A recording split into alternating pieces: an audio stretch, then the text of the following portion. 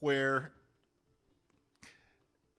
you and your loved ones can consider sort of people-friendly, if we will, and really interact with your world in the way we evolved to interact. We're naturally tribal social beings, and we didn't grow up living in boxes. We evolved on prairies and plains and in forests, and we had relations with one another and with all the entities of creation that really created what we call today, the English word is community. Can I interject? Feel free. Interject? Well, I just want to say a big woohoo for SoulFood, because they've created a community here that allows us to gather and do fabulous things with each other. So woohoo for SoulFood for creating a space that allows something like this to happen.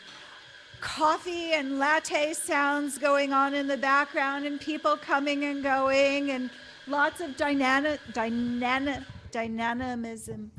Is that the word? Dynamism. Yes. Dynamism. Yes, activity going on. So it's all part of it, and welcome to people who might not have been here before. I know we've got some special guests from Sammamish. Woohoo! And yeah. And are you in Everett? Linwood. I was going to say Linwood. I should have said Linwood then. Yes. So we've got lots of wonderful people here tonight, and hopefully a whole bunch of people on the web that are aware of tonight going on too. So this is all part of the community. You individually are so important that you have a community around you. Whether you know it or not, this is a community. When you drive in your car, all the people on the road are part of your community. When you get home and you say, oh my gosh, I need food in the house, you go to the grocery store, that's part of your community. The people who supply the electricity for your house, the people who supply the water, the people who take your garbage away. These are all critical members of community. And we lose track that these people are supporting our lives. And we sometimes never even know who they are, never recognize them. If we walk across them on the street, and we just wouldn't know that that's that important garbage man who takes away all of the refuse that I have from my house. Isn't that wonderful? I wouldn't know what to do with it otherwise. Did you see the toaster guy? No. There was this. Did the toaster? Okay, this toaster walks into a bar, right? No. Oh no. No. Okay. This guy tries to make a toaster. He tears it apart. He's a 20-something guy. He tears it apart and says, "Okay, I want to make all the pieces of this toaster." And he goes out and he tries to figure out how to do that. So the first thing he wants to do is make steel. Well, he had to go back to the 16th century to alchemy books to figure out how to make steel, because the pieces, number of people that have all the pieces on how to mine steel and smelt it or whatever you do with it and then refine it and package it up so that it looks like a toaster. The information is so scattered, he couldn't recover it, even with all our technology. He had to go back to the 16th century, and then he made some thing that really didn't work very well. So community is important. And it spans ages. It's not simply in our time. It spans ages. Yeah, it goes way back. But some community doesn't work, and we're not sure we want it. Yes, Monsanto supports us and gives us high fructose corn syrup. But is that the world we want? Well, parts of it. Parts of it are keepers, and parts of it are not. I wouldn't throw the baby out with the bathwater. But I'd throw it out with the high fructose corn syrup. Okay. Okay. Okay. So anyway, with all these great things supporting us, how do we get them to work? What do we do as individuals? And what does this stuff even look like? Probably is a good time for your little yarn thing. Yarn. Oh, yes. Okay. You pose the question. What does it look like? What does community look like? What does community look like? Okay.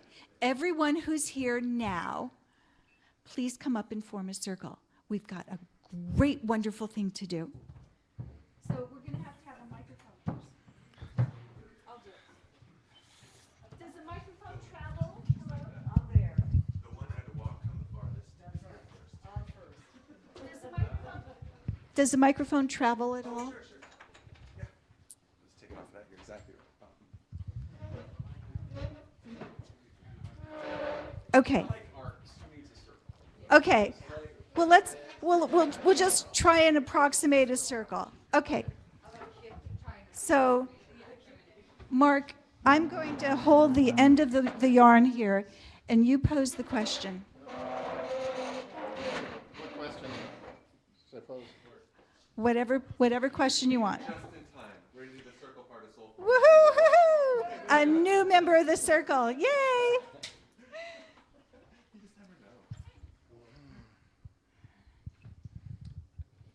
You don't know what the question is?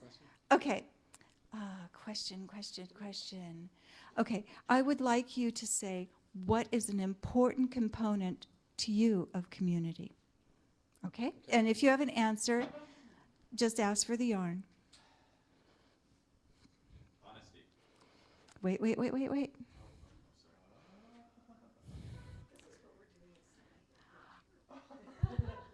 Honesty. Okay. Somebody else? People contributing. Good. All right. What else is another trademark of community? Ooh, that's a good one.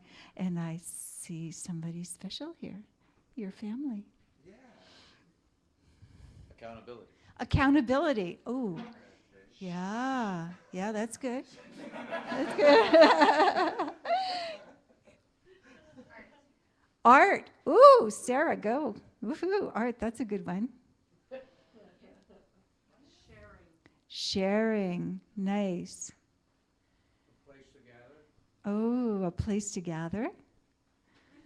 Ooh. Lily's got one over there. I was going to say celebration. Celebration. Oh, that's a good one. Sarah wants to be in Lily's community. Authenticity. Yeah. I would like to add one is watching out for other people. Sharing, yeah. Oh, toss it over. Oh. Mark, you're doing a remarkable job with this. Woo. Acceptance. Yes. Making everyone feel valued. That's so important to a healthy community. Friendship. Yes. That's a good one. Oh, Mark, straight ahead. From me. Learning what you need and learning to ask for it. And talk about it. Learning what you need to ask for it and talk about it. Oh, yeah. That's a good one. Yarn. Oh, we're out of yarn. Okay. So this is, what do we have in front of us now? Can some... Yeah, I'll take a half step forward and we have enough yarn. Okay, we'll take a half a step forward to give a little bit more yarn. Well, how do... Sharing. Yeah, cooperation. A sharing of ideas. So we're corroborating. We're problem solving. We're seeing each other. Can we really look in the eyes of everyone here and see who's here? This is our community right now. Will you guys say the words that you bring into it? That just came in that didn't get a chance to... Yeah. Love. Yeah. Mentor. Yeah, there you go. Yeah. Oh, we have enough yarn for another one. One more. Purpose. Oh, yeah. One of the things that we've discovered. Yeah, Mark, what's yours? Facilitation. Nice, nice. What was the one that you just said? Purpose. One of the things that that has the volume has been turned down on is that in a lot of our current society, we lose sight of the fact that we're here together, and that when we lose our commitment to the greater good, it is something that affects us all. And when we are committed to the greater good of everyone, it elevates us all. So, yahoo. So, shall we celebrate community with a big whoopee or whatever you want? Woohoo! Thank you. Woohoo! Yeah, I like it. I'll roll up while you talk. Now you'll notice from that little exercise we just did is that it created this whole web of connection. And the art is kind of a symbol. I mean, we all taught each other something, and that established connections, a certain amount of connection between us, and created this fine web that's kind of a superstructure between people. And that's one of the ways you can sort of lay down some of the first cables. And again, what we're talking about is, how do you go out there in the world all by your lonesome and build a community? Well, you need to lay some initial cables and things like that. And simply teaching someone is one of the first ways you can go about building that relationship. Should we let him sit down? Yeah, you can sit down. That's a...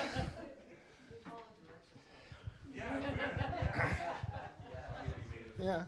Making people stand until it hurts and torture does not build community. And I do invite you to move closer and be part of a closer community if you would like to. Yeah. So move chairs, bring chairs up, make yourself comfy and cozy. Oh, I'll do a little commercial if I could. Okay. One of the things that I do is help people establish a community of loving themselves within themselves, and then also on how to establish a community around them. If you'd like to be part of our mailing list, we've got a piece of paper up here you can sign up with, and just feel free to do that.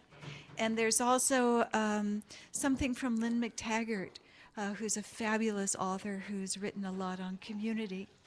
And she has the principles of fairness, which is something that we're also losing sight of in parts of our society. So those are up here, and you're welcome to help yourself. Okay. Now, Barbara and I have been involved in building several communities over a period of about, 10 to 15 years, depending on how you count it. And, in exploring the problem, we've had a chance to look at a number of indigenous teachings on how community is built.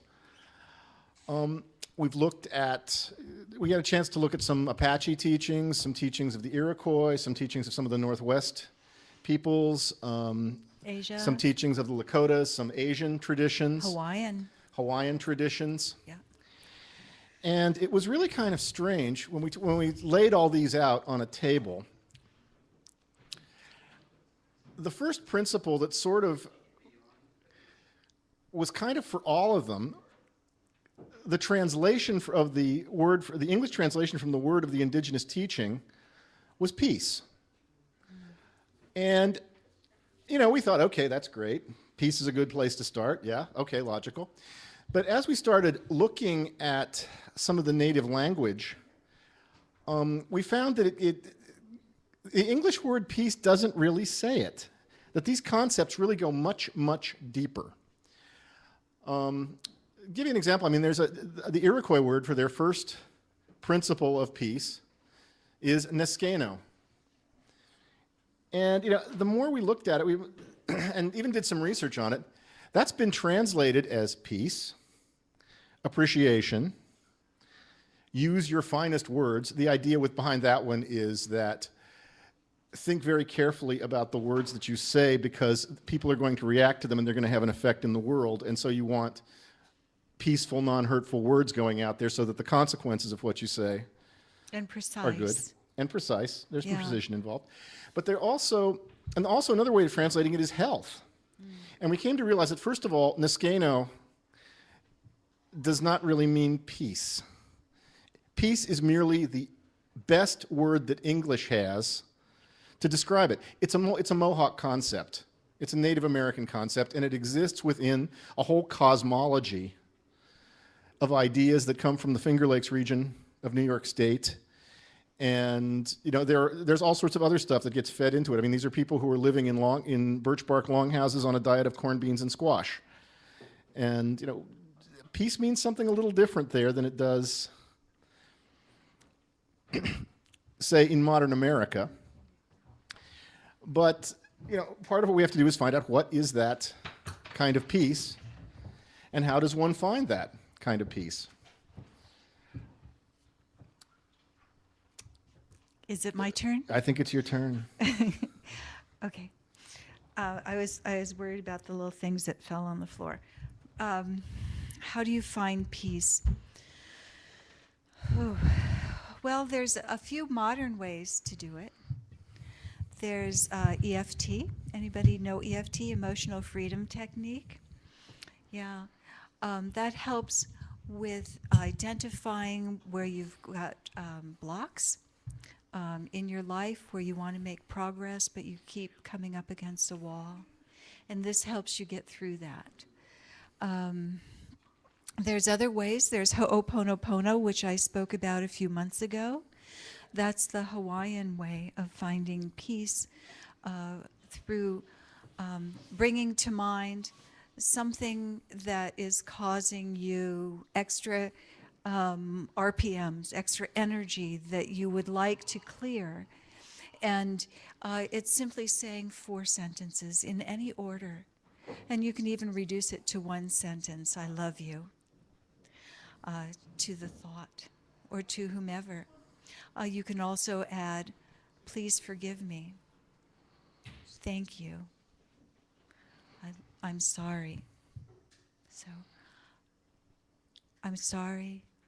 Please forgive me. Thank you. I love you. So that's Ho'oponopono. Another very good tool. Another very good tool. Lots of good tools. Now, one of the things that has always sort of stuck in my craw is this New Age bromide of everything is connected. You hear it all the time, but most people... It's true. Yeah, it's true, but most people, when they hear it, they say, oh, isn't this wonderful? It's all connected, and then they spend all their time dealing with people. And the fact of the matter is there are a lot of things, and even living things, that affect us directly that we don't really acknowledge. I read the most incredible article last week. It's on gut bacteria, the little creepy crawlies that live in your intestines. Yeah. What they've managed to do is they have managed to link the types of gut bacteria to schizophrenia. What they believe is going on now is that we give young kids a lot of unnecessary antibiotics. It kills off the good bacteria, and not so nice intestinal bacteria grow up, and it causes the onset of adolescent schizophrenia.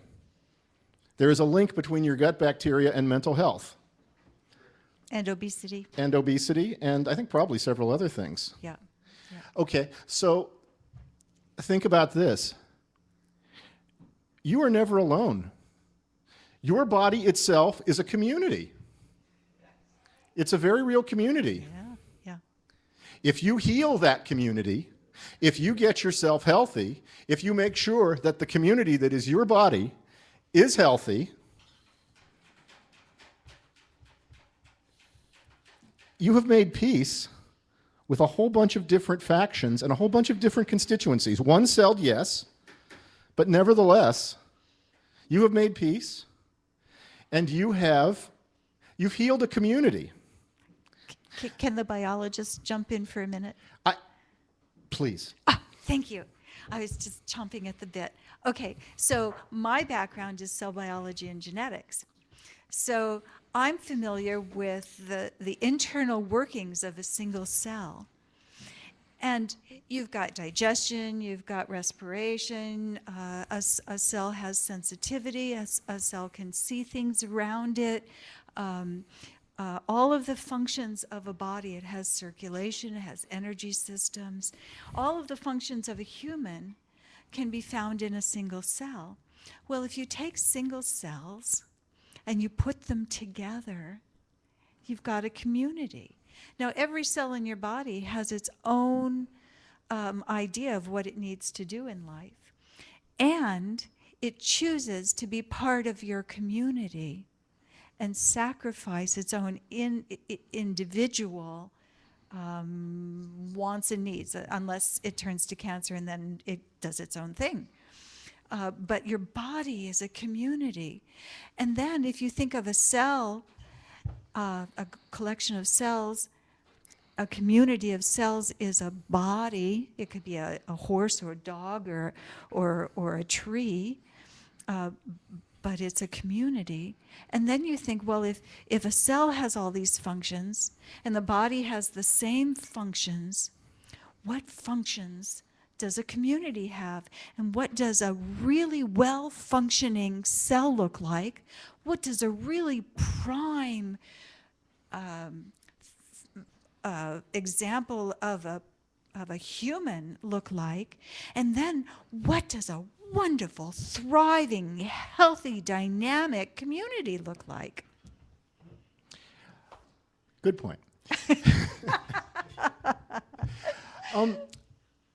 It's a wonderful thing, and I think that we've all felt healthy at some point in our lives. One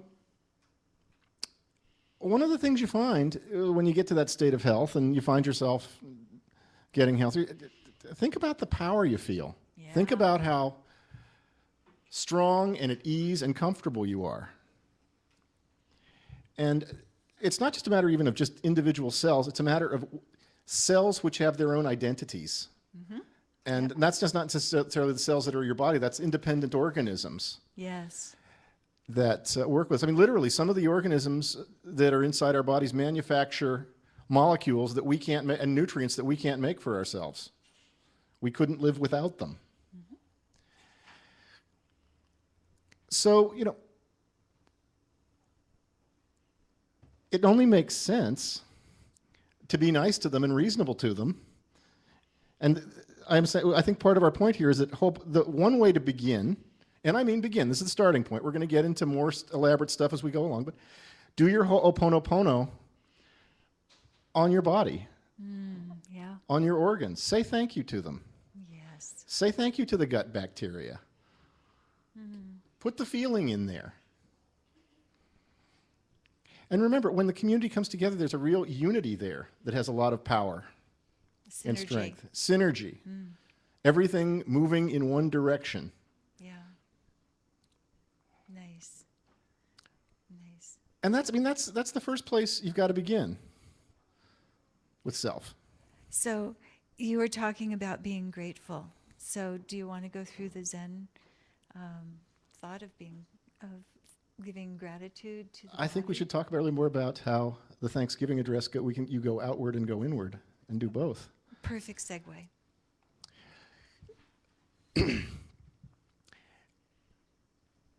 You know, when I was a kid, I was taught, it was actually pounded into my head, 1950s good manners, so to speak, by my mother, that just politeness consists of saying thank you.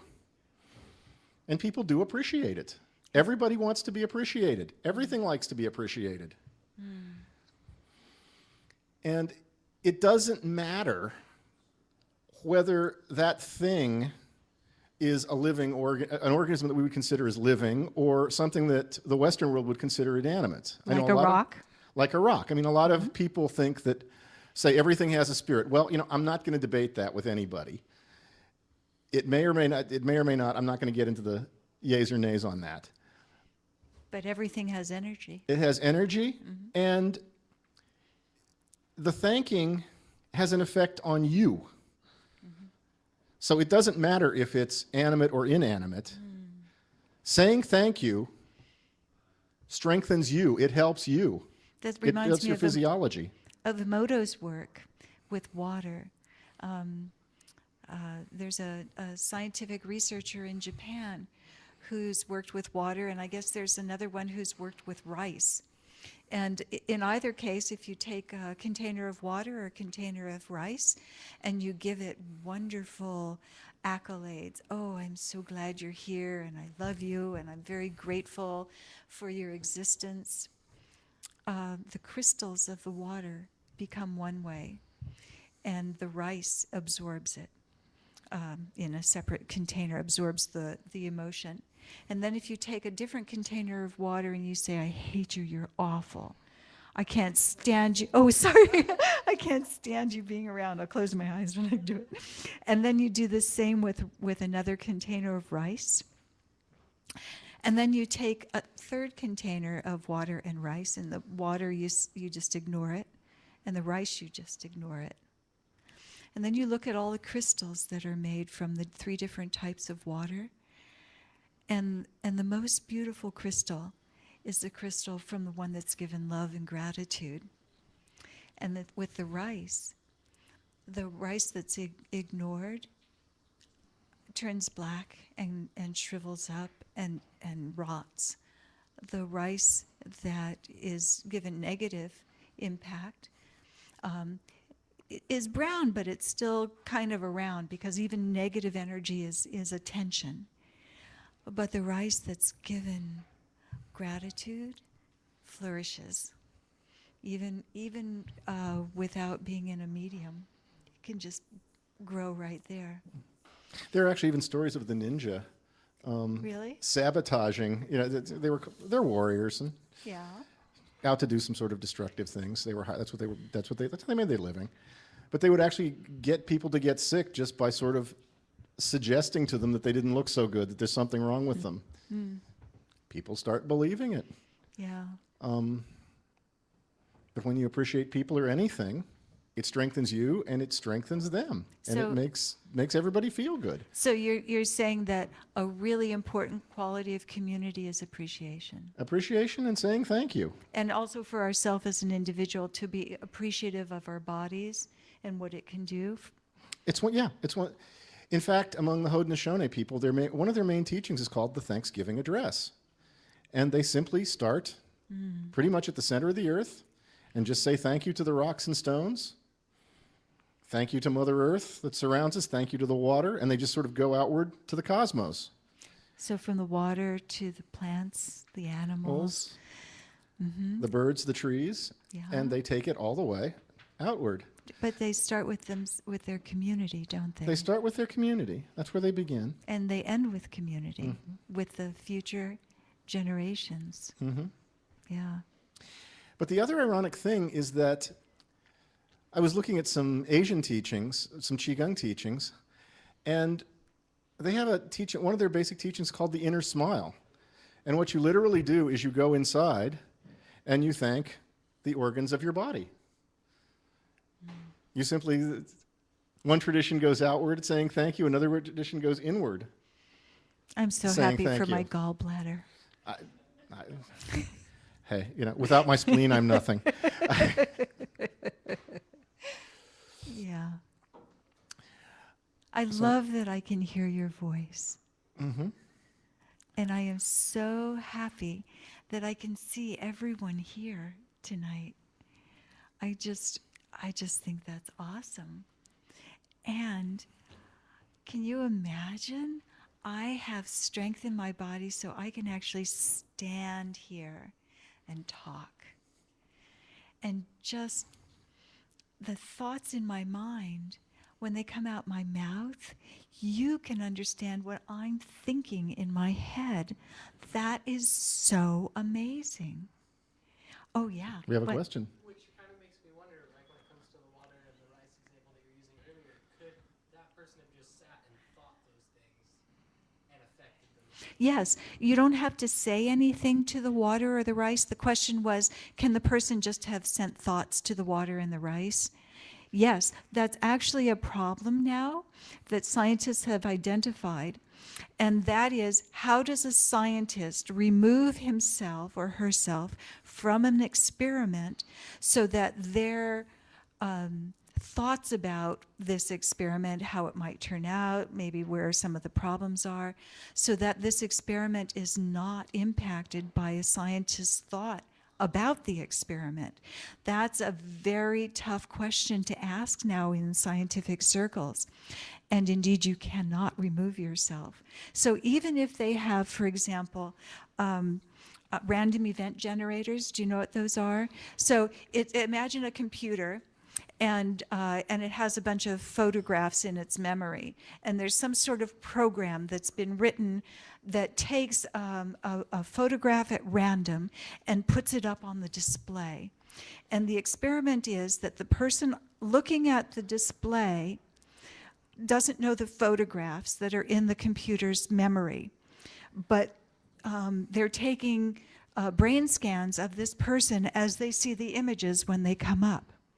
So a random event generator will randomly take photographs, for example, photographs, and put them up on a screen. It could be anything that's generated or done at random. But in this particular case, you have a person sitting and looking at a computer screen of photographs. Now, there are two types of photographs. One are wonderful, inspiring photographs, and the other are photographs of things that you really would rather not think about. So you've got these nodes on your head, and you're looking at things on the screen.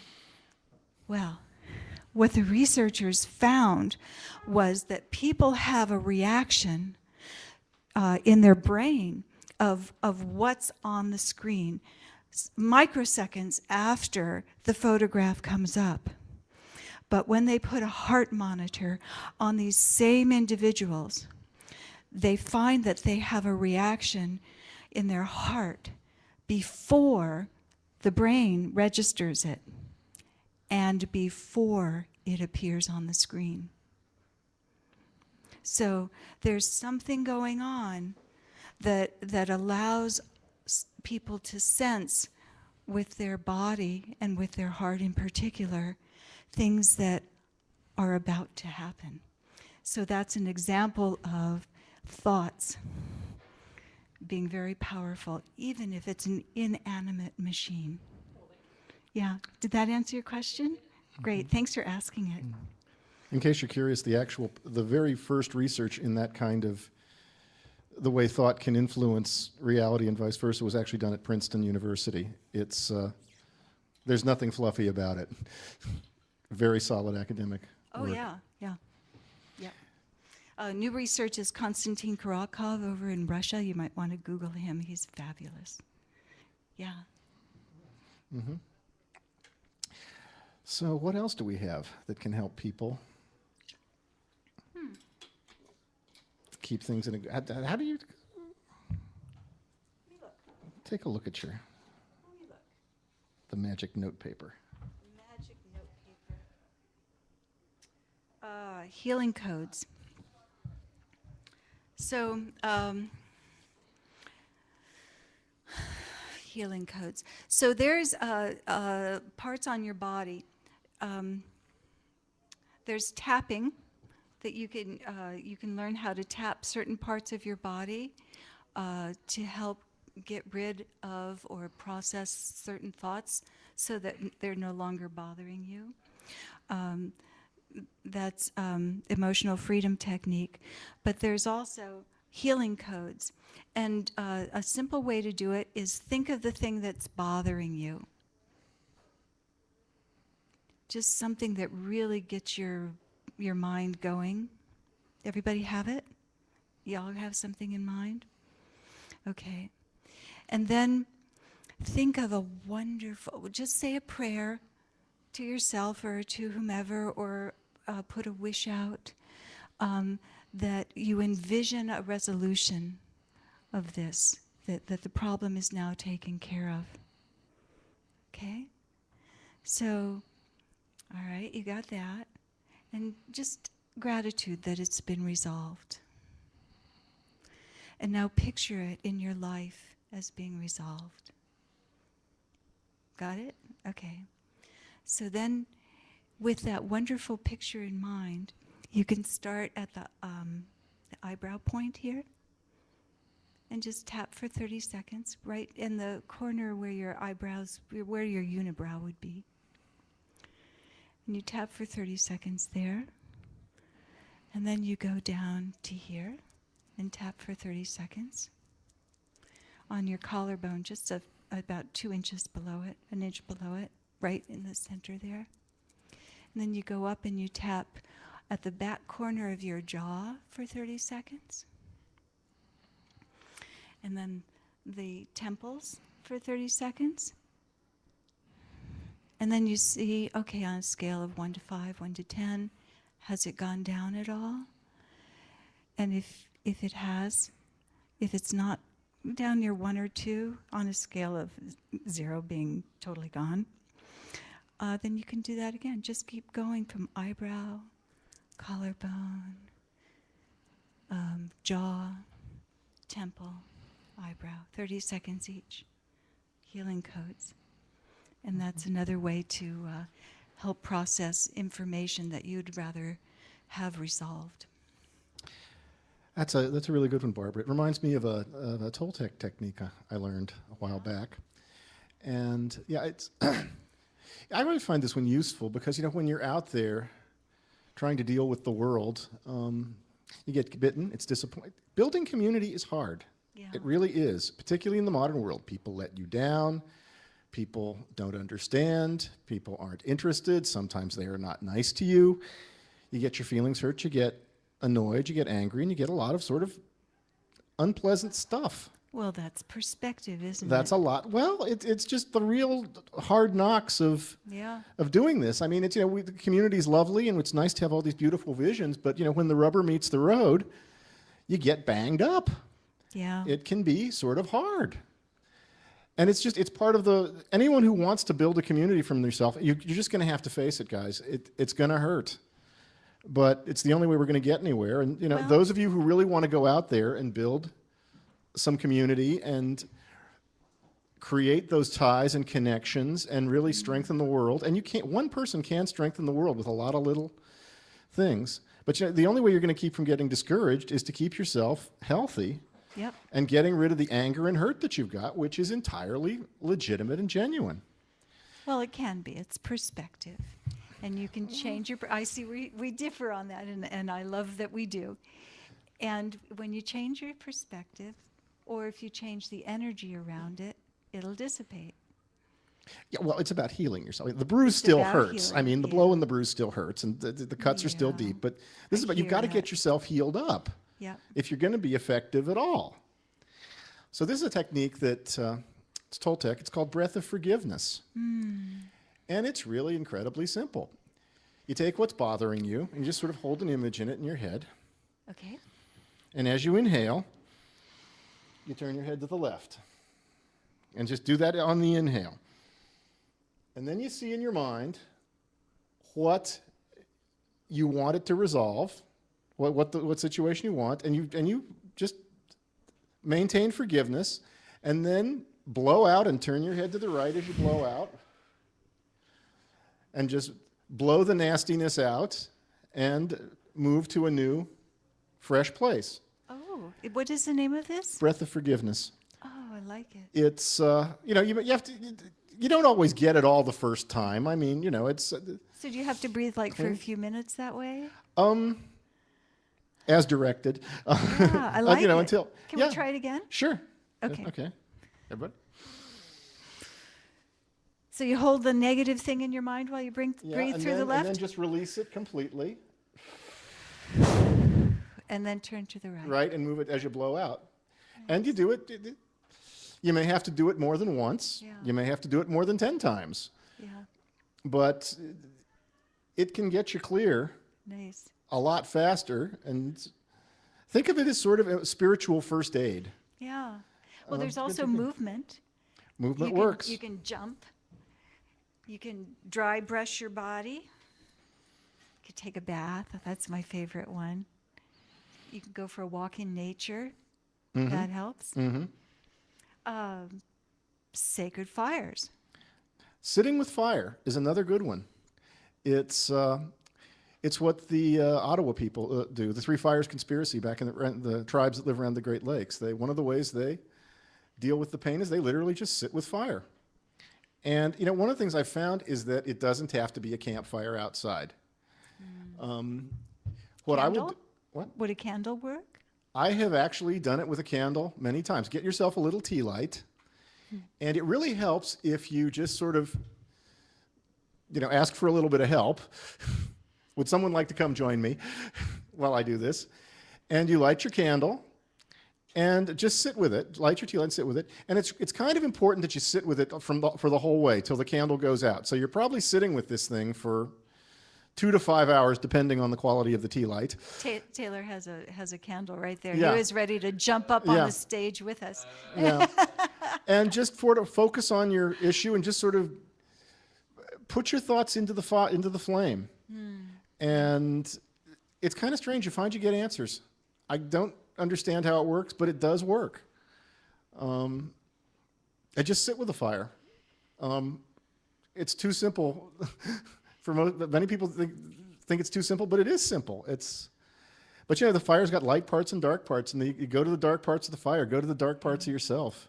It'll transmute it. It transmutes it. Yeah. And Barbara and I have worked with this for several years now, and It's pretty darn powerful. yeah, we've gotten some really amazing results with that. Woohoo! Woohoo! And we've got Awakening the inner child. Okay. Kids don't generally like alarm clocks. They don't respond to them too much. No? Oh, this morning, I had to get up at 3:30 this morning to take my husband to the airport. Oh, my gosh. So here's a way how this is a perfect illustration of how two people can see the world so differently. So I've got one of these fabulous little phones, and you can program it to wake you up, and you can tell it what kind of sounds you want. And so I have it, the sound is turned down, and I put it under my pillow, and it has a harp that plays lovely angel music as I wake up in the morning, you know, because I don't want to be jarred awake. So I set my clock for 3:01 today. Well, because it was a very early airport trip that I had to make. So my husband has his own little handy-dandy telephone device that he sets. And his was set for 3:05. So I'm lounging in bed, you know, gradually waking up, moving my body. The harps have sounded, and I go, oh, just another minute or two. And then all of a sudden I hear,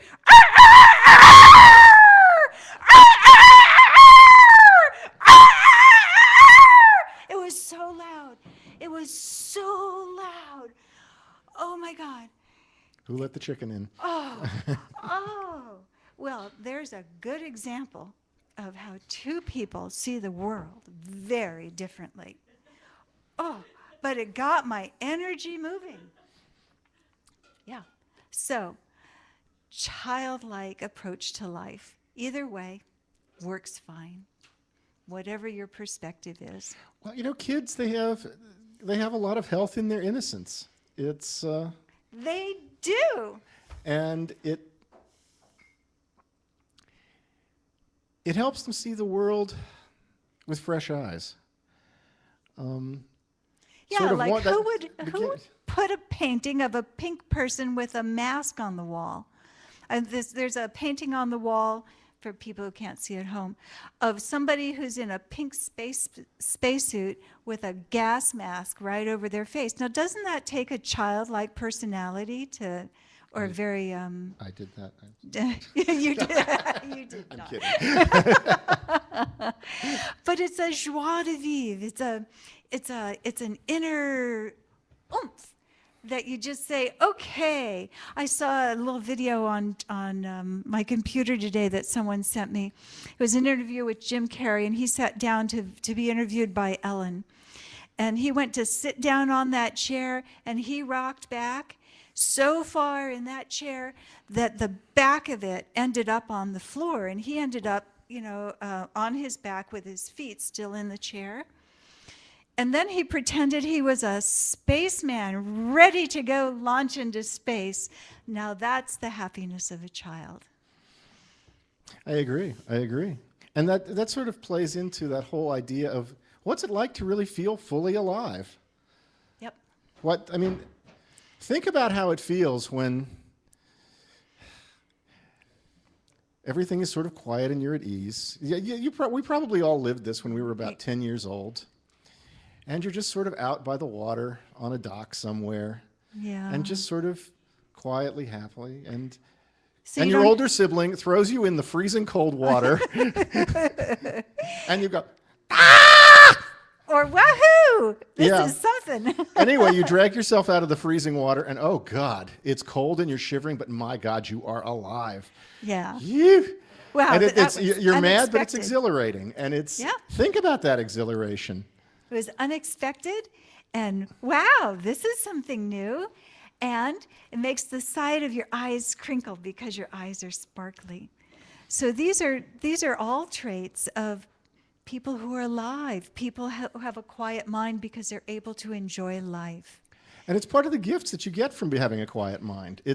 You can get to that place much more easily when you're at peace for yourself. And now, one of the things I want to get to in terms of quiet mind, it's not just something you get to through meditation. Meditation's great, but there's more to it than just that sort of, I am at peace with the world in the lotus position. It's about being able to sort of walk in the world. Interacting? Just anywhere, just at ease. You owe nothing. You owe no one anything. You are your own person. The sun is shining. It's warm. The grass is green. And you really feel that. And all your senses are alive and working. And it just feels great to be alive. And you don't necessarily have to be in a deep meditative state. You're just simply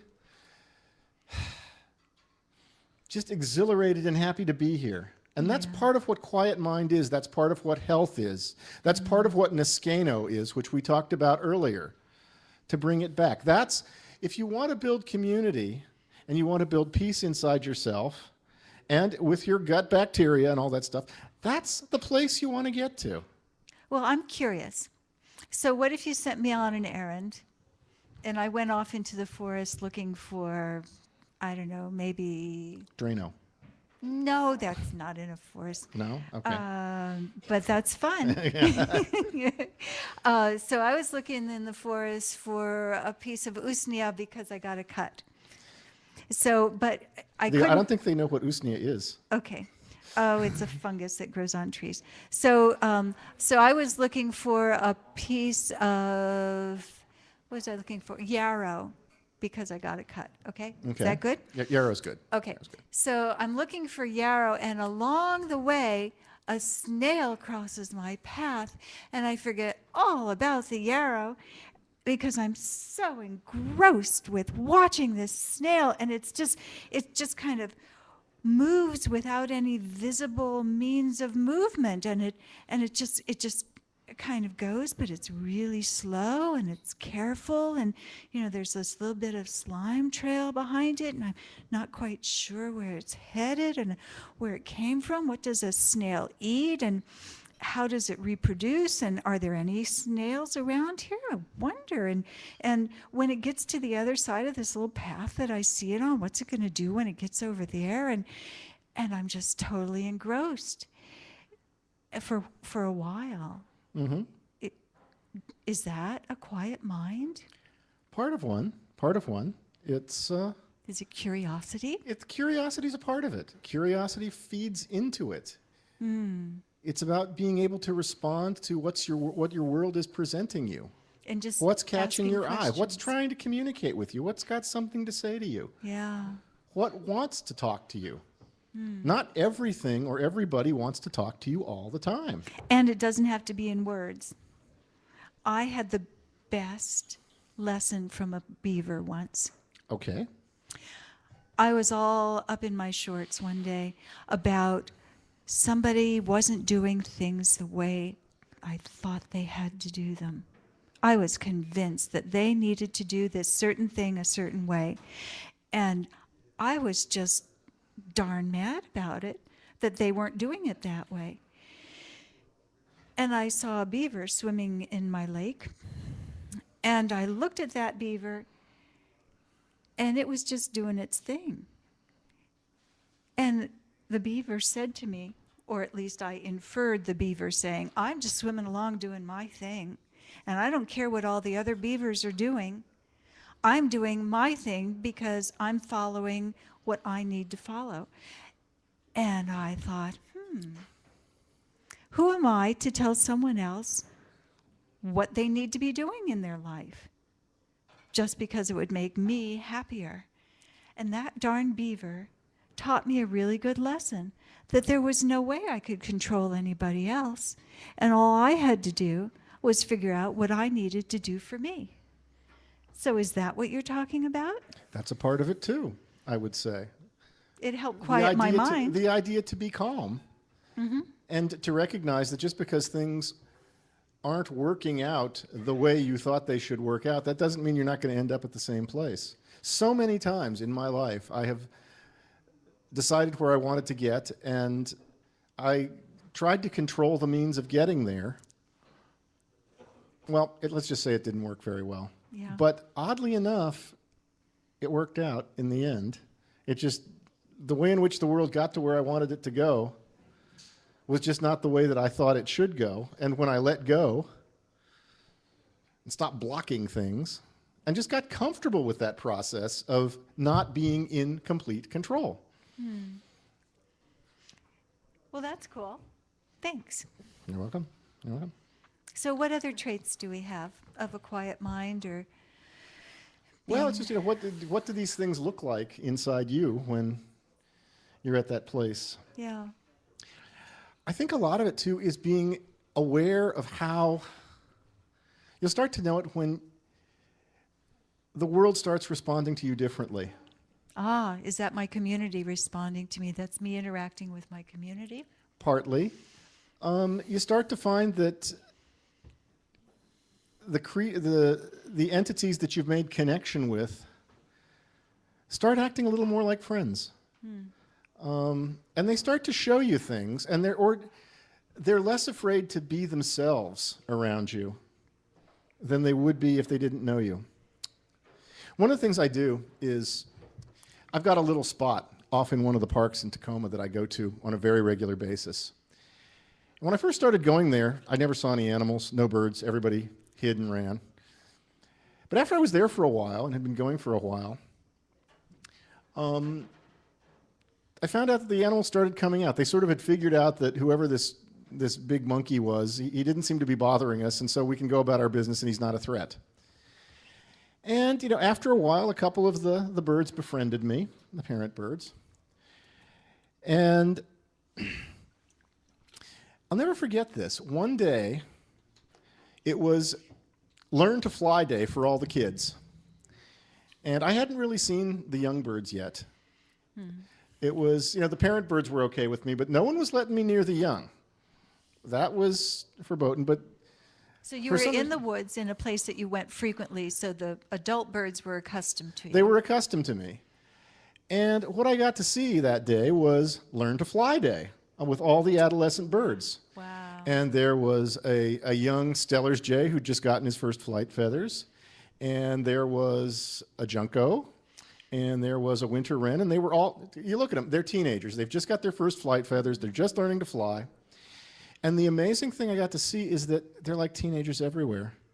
6 weeks later, they were adults and they had their territories and they'd squawk at each other if they got on the territories. But that day, they were learning to fly, and you could just see them walking together or hopping together and, sort of introducing you. Hi, I'm a junco. Oh, hi, I'm a wren. Do you know how to fly? No, I'm learning how to fly today. Are you learning to fly? Yeah, learning to fly. And So what did that develop in you? Was it like empathy or well, it was the world responding to me differently. I was Yeah. allowed to see into a world of the young birds that I'd never seen before. And I've looked for a lot of years for these kinds of things, but they let me into their world because they knew me. And just knowing that there is that kind of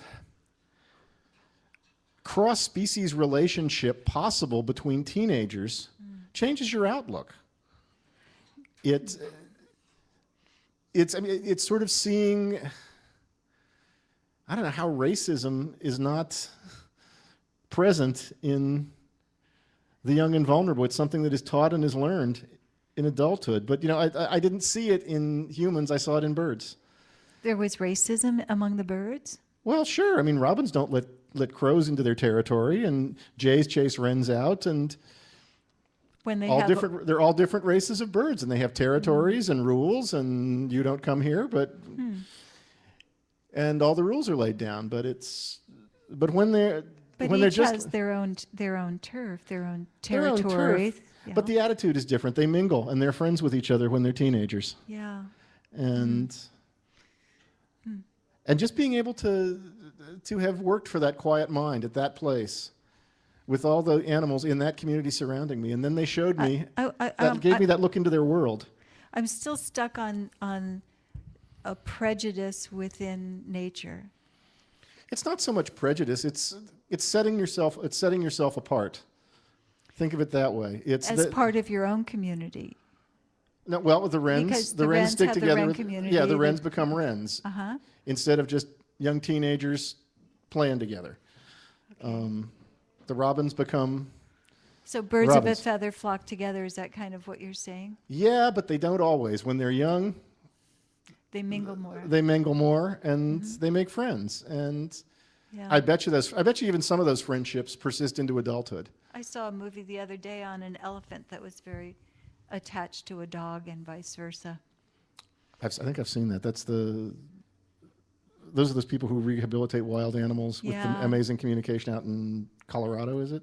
Utah, one of the others? Yeah, something like somewhere out there, and the dog was sick, and the elephant moped around until it was assured that the dog was okay. that. Yeah. So occasionally there's cross-species communication and connections like that. Well, one of the things I've found is that cross-species communication is absolutely possible. It's completely possible. And I think it's probably more frequent than we imagine. It is. I mean, I've told you my bee stories. Should I tell them the bee stories? Sure, bee story would be lovely. Anybody want a bee story? Yeah. Okay, a Okay. bee story. Nice. Okay. Can I tell you a story? Sure. Yes. Hold on. Animals generally aren't species racist. Because I know I had some cats that loved my dogs. Yes. I think racist was probably it's probably too strong a word. Do you to retract use. that word? I don't really have a better word, but I would agree with you. I think it's too strong a word for the point I was trying to make. Species, yeah. Speciesist? Species is better. Love my dogs, and my dogs love my cats. Okay. Yeah, I'd believe you there. I would agree with that. And the bird story you're talking about, I had the blessing of being able to hold a hummingbird in my hand. Wow. Oh. Wow. Wow. So for those of you at home, we have a wonderful story that was just told to us about a man who has cats and dogs that live together in harmony. And you also were able to hold a hummingbird in your hand. That's remarkable. That's awesome. Thanks for sharing that. Wow.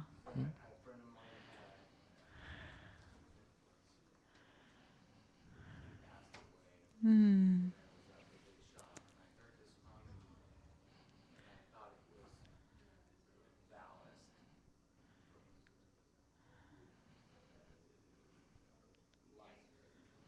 Oh, you thought it was a fluorescent light ballast that was humming? Oh, and your friend had just passed? Your friend had just passed? Did you associate the hummingbird with your friend that had passed? Hmm. Anyway, I saw this little hummingbird flying around inside the shop, and I opened all the windows and doors, let her down, Hmm. and I kept an eye on it, and it got so tired that it fell to the ground, and I thought to myself, but I picked it up, and I could feel its heartbeat as soon as I took it out, and it was sunshine. Hmm. And then I got some like energy drink, Mm-hmm. and I put it in the cap, and it was a little beak in there, and I watched that little bird for a couple of hours, Wow. and pretty soon it hung up, and I had to just look at it, Nice. and it was some So yeah, I just want to repeat it for folks who aren't here that didn't hear that, if you don't mind. So I'm going to repeat your story for the folks that aren't here that are listening over the web. So, so you have a shop that you were in, and a hummingbird got. I was sharing a shop with my Okay. buddy Craig, Okay. that passed away. Okay. Your buddy Craig was in. You were at his shop, and there was a hummingbird that was trapped inside, and it got so exhausted it couldn't find its way out and fell onto the floor. And you picked him up, and you brought him outside into the sunshine, and put a cap full of energy drink under his beak so he could sip some of it, so, or she. And a few hours later, the hummingbird recovered itself. You sat and watched it. Hmm.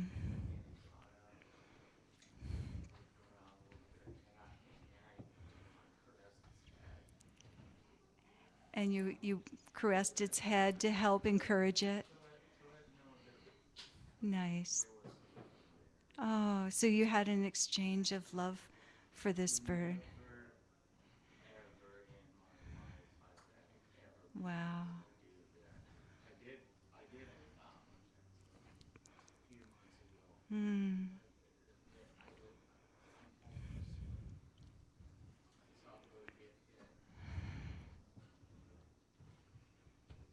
about a block away, and it was trying to hop away, and I thought, and just about ready to get run over, Hmm. and I thought, this ain't happening. So I ran up there, and somebody else ran up and beat me to it, Hmm. and picked the bird up, Hmm. and Thank you for sharing that. That's a beautiful story. Yeah. It's a beautiful story. we got to take care of all the people, bird people, That's right. people, We do need to take care of, yes, not only humans, but bird people and cat people and dog people and tree people. Yeah, that's one of the traits of being a whole human. That To having caretaking. quiet mind is caretaking of. That's something that you'll do when you've got Yep. when you're at that quiet mind and when you're Thank you. Yeah, living in a good way. Yeah. it's caring for nature and all things, not just a human or a human that you love. And the truth is that wild creatures do know when you're caretaking. Yep. Had a really interesting experience this spring with some bees. Oh, your Get bee the- story. yes, the bee Yes, I'm story, yeah. listening. This spring, my girlfriend and I decided we were going to keep a hive of bees. So we got a top bar hive and put it in the backyard, and we ordered up our package of bees from the bee store. There are actually stores that sell you packages of bees, and what you get is this little sort of box with about 10,000 bees in it, and the feeling is indescribable. I mean, you read about this thing in a book, and you think, oh, wouldn't that be nice? Bees, isn't that sort of cute?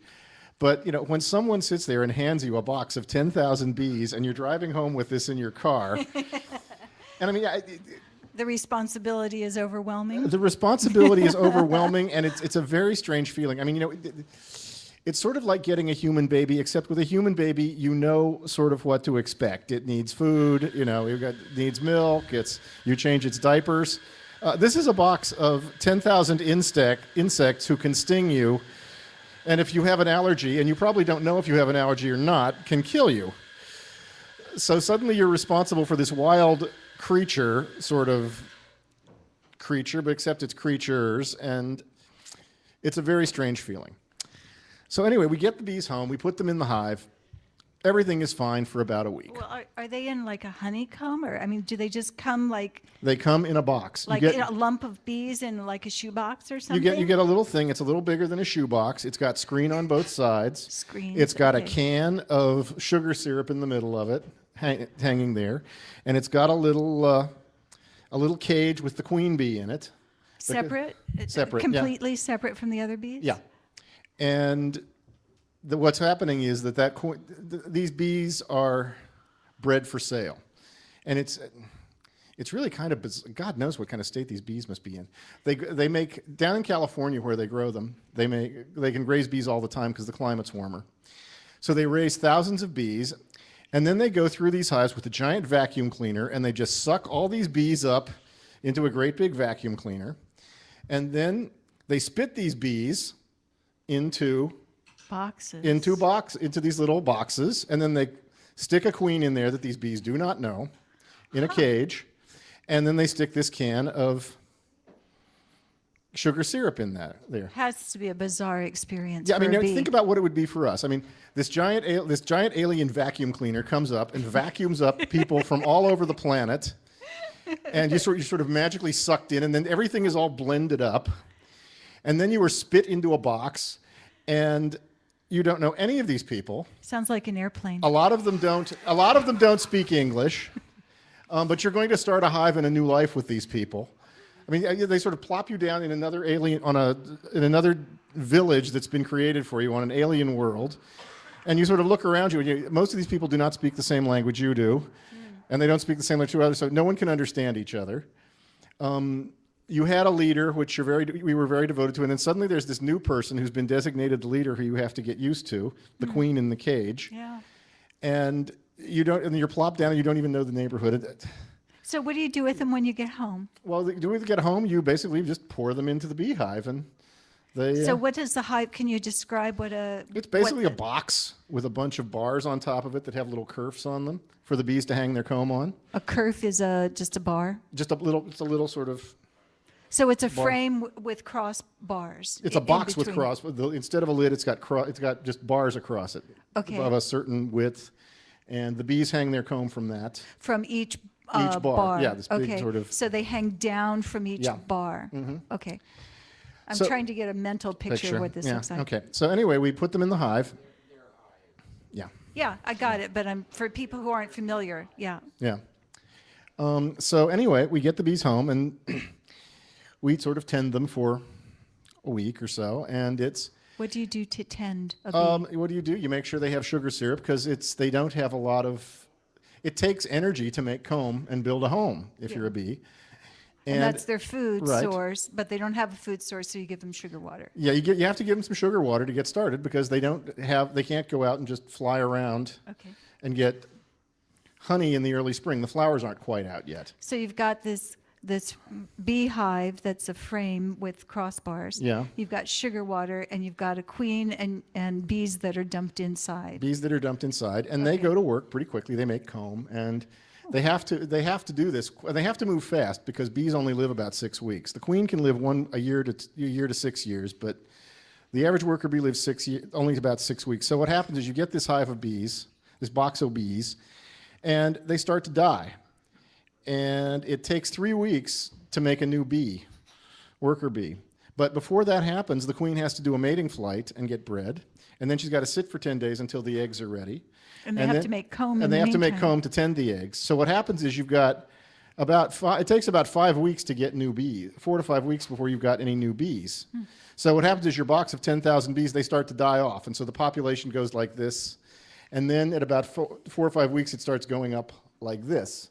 So you've really got to make sure they have enough sugar water and can get enough comb built fast enough in order to make this colony thrive. Do you have and to take worry off. about warm enough temperature? This spring you did because it was pretty cold, but usually you're okay. They're okay. Wow. So help me make a connection between that and our subject for tonight. Well, it's about how we connected with the bees. Okay. It's after the bees actually will identify someone as the beekeeper. They recognize their beekeeper. In the South, Oh, so they recognize you and your girlfriend? they recognize the girlfriend. She was the designated beekeeper. She got recognized as the beekeeper, and she really is the one who's doing the tending. Oddly enough, I'm sort of recognized as the one who protects. It's been really interesting. After we'd had them a week, bees have a tendency to swarm. What happens is when they get a big chunk of colony, they'll decide that they need to divide the colony, and one queen will take off with half the hive and go find a new home, and they will make a new queen in the existing hive. And that's called a swarm. And you'll see them occasionally. You'll see this of That's the tree when the limb. population gets so big that Yeah. they need to divide their hive. It's how they Okay. it's how they expand their population. It's a normal thing to do. And you see them occasionally. You'll be walking through the woods and you'll see this tree limb with this whole wad of bees on it that's They're- just sort of hanging there. And they're just bees that have swarmed and they're looking for a new home. Anyway, we'd been doing this for about a week, and girlfriend pulls up to the house with a friend of hers at the front. The bees are around back. And she and her friend are talking on the front stoop, and suddenly the bees start bonking her. They sort of just fly into her head. They're not stinging, they're just colliding with her, bonking her like crazy. They aren't bothering her friend or doing anything to her friend, not So touching her they at all. totally recognize her. They totally recognize her. So I pull in about 30 seconds later, get out of the car. I have to go around back through the yard. So I go around back through the yard. Mind you, the bees are not bonking me. They're only bonking her, and they won't stop bonking her. Beekeeper, beekeeper, beekeeper. Go around the back, and there on the fence is a wild swarm of bees that's looking for a new home.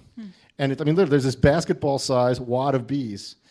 And at first we thought it was our bees swarming. We were feeling terrible about it, but we looked around and found that no, our bees are still in the hive. They haven't swarmed.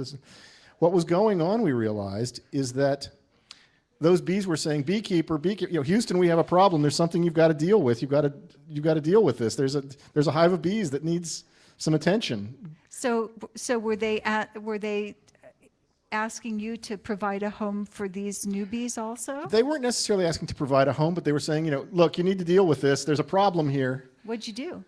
Well, we found that there was a guy down the street who actually, it turned out he's a bee whisperer. The guy's incredible.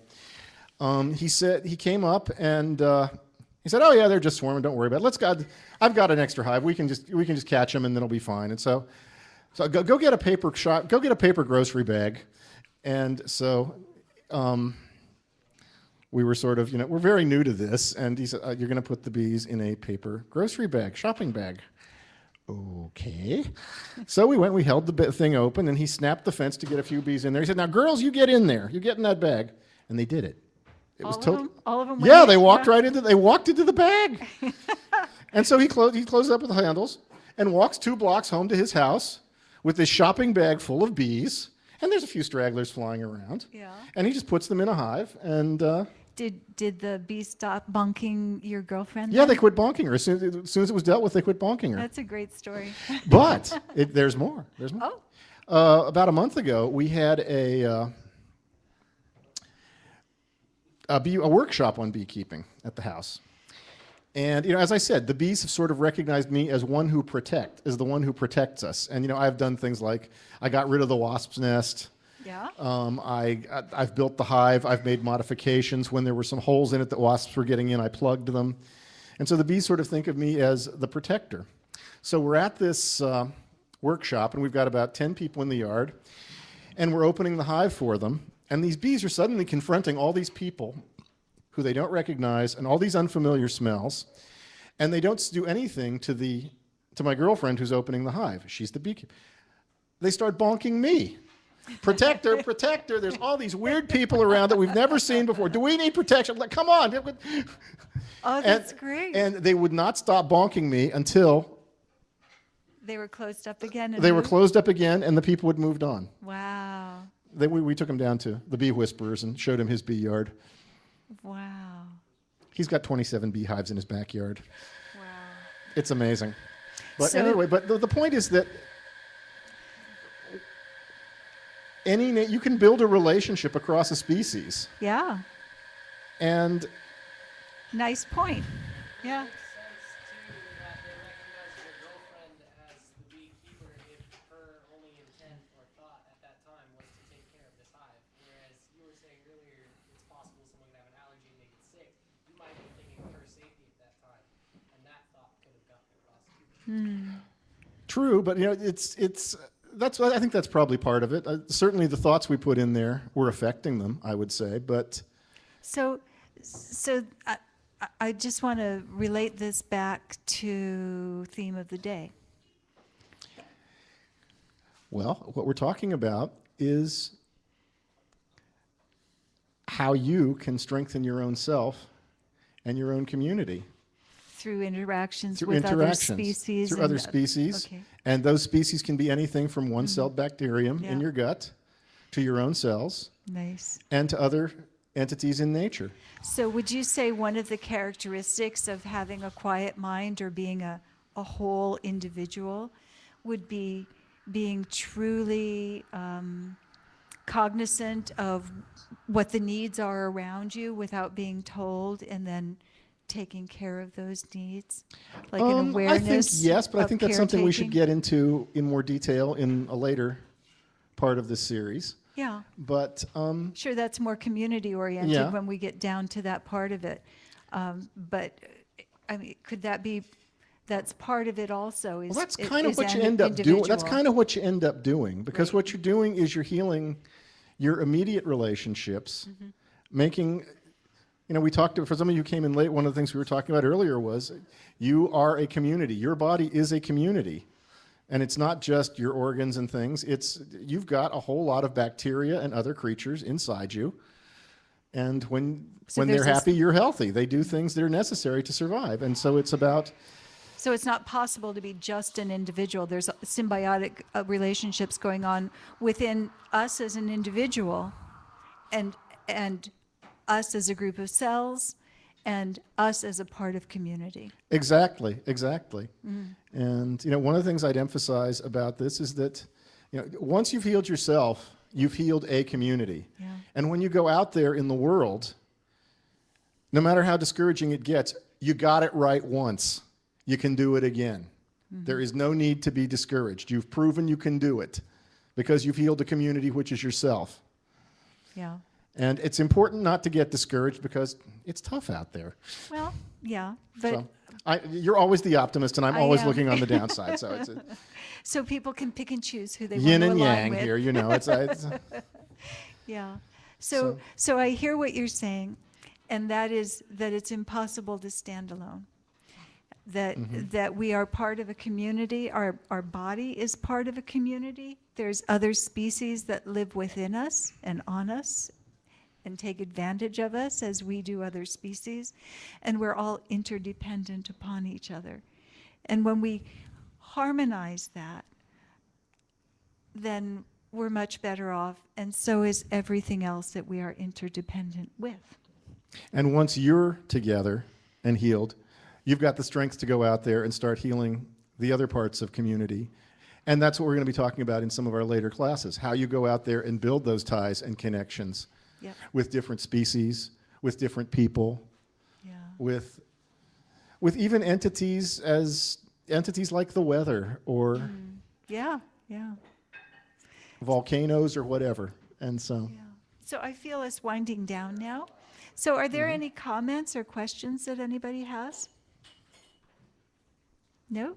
I gotta say that I fully agree with everything love all the information, especially because it kind of shows, like, even though we obviously don't live in a world that's filled with community just yet, we all have to start somewhere.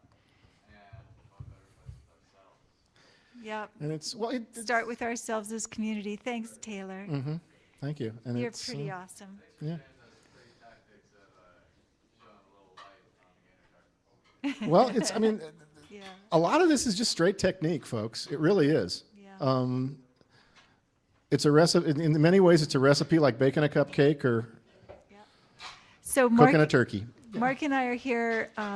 We'll be here for several more Thursdays, once a month, talking about community and how to nurture community within yourself, and then surround yourself with community. So yeah.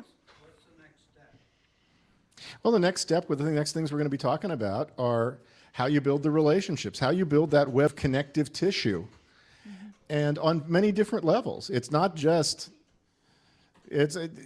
friendship. It's about all different kinds of relationships, everything from food to music to Weather, to I mean, shelter. there's a whole bunch of Yeah. different levels in which relationship is possible. And so what we're going to be talking about is, we start with you here, and then we start with, okay, you've got to build a community around it. How do you build those relationships? How do you build those connections? How do you build that connective tissue that makes that web that we formed with that yarn game we did at the beginning of the night? And how do you make it sustainable so that you don't harm any other species or entities that you come in contact with?